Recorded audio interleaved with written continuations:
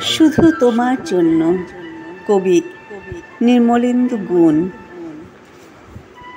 তোমাকে স্পর্শ করতে গিয়ে কতবার যে আমি গুটিয়ে নিয়েছি হাত, সে কথা আমার ঈশ্বর জানেন।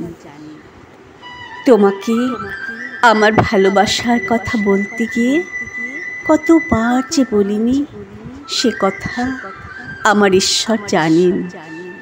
তোমার হাতের মৃদু কড়া নাড়ার শব্দ শোনার জন্য দরজার সঙ্গে চুম্বক খণ্ডের মতো আমার কর্ণযুগলকে গেঁথে রেখেছিলাম। কোনো নির্জন মধ্যরাতে তুমি এসে ডেকে বলবে, এই ওঠো, আমি এসেছি। আর আমি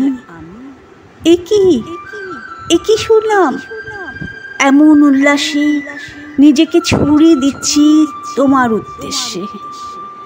ঠিক এই রকমই একটি দৃশ্যের কথা কতবার যে আমি মনে মনে কল্পনা করেছি, সে কথা আমার ঈশ্বর জানেন।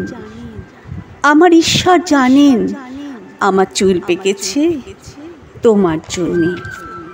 আমার ঈশ্বর জানেন আমার জ্বর এসেছে তোমার জন্যে। আমার ঈশ্বর জানেন আমার মৃত্যু হবে তোমার জন্য।